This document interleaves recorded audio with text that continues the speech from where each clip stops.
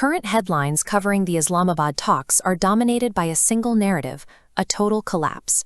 Pundits and rival politicians are framing the summit as an immediate defeat for the incoming Trump administration. Political analyst Ho Pin offers a direct rebuttal to that consensus. He argues the negotiations remain intact. The focus of these discussions is visible in this facility. These rows of uranium centrifuges represent the physical reality of the talks: active nuclear enrichment, maritime control of the Strait of Hormuz, and the threat of regional war. Starting a conflict follows a predictable path: one order, one excuse, or one spark of anger. De-escalation moves at a different speed.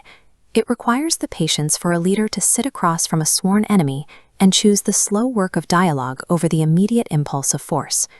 In long-term diplomacy, an inconclusive meeting functions as a necessary prelude to eventual compromise. This is Islamabad. For 21 continuous hours, U.S. and Iranian representatives presented their competing demands while maintaining a strict level of diplomatic discipline. No insults were recorded, and neither delegation abandoned the room. The presence of J.D. Vance was a specific requirement from Tehran. They view him as the singular figure in Trump's circle, capable of executing a pragmatic, interest-based transaction. The frequency of communication suggests the process was tightly managed. Vance spoke with Donald Trump between 6 and 12 times during that 21-hour window, indicating that Washington remained directly involved throughout the night. China acted as a subtle guarantor in the background. By providing safety assurances for the Iranian delegation and encouraging a ceasefire, Beijing positioned itself as a stabilizer in the region. The outcome of these talks was measured by the fact that both sides stayed within range of a conversation. They left Islamabad still looking for a diplomatic route rather than a military one. Vance's approach is rooted in a skepticism toward American overseas military intervention. This perspective, shaped by decades of U.S. troop deployments like these, prioritizes strategic withdrawal over ideological entanglement.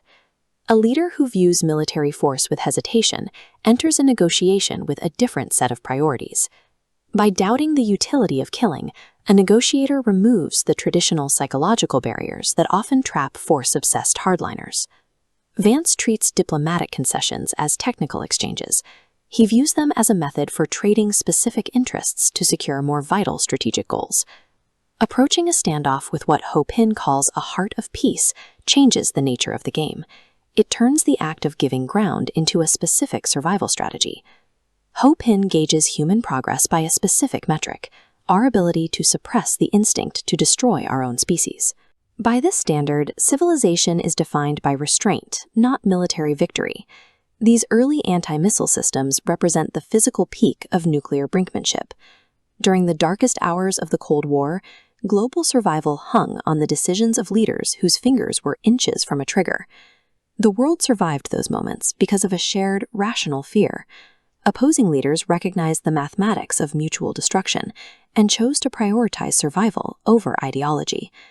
President Reagan demonstrated this restraint in Reykjavik. He chose to spend hours listening to a rival and searching for a path toward mutual concessions. Mikhail Gorbachev mirrored this willingness. He understood that his nation's preservation required a departure from total confrontation. Ho Pin suggests that in the nuclear era, we must adopt a law of the jungle. Much like lions avoid the slaughter of their own kind, superpowers must learn to manage their lethal capacity to ensure species survival. Leaving a table empty-handed is a manageable outcome. As long as the channel for conversation remains open, the impulse toward total destruction remains checked. The willingness to talk provides the friction that slows the march toward war.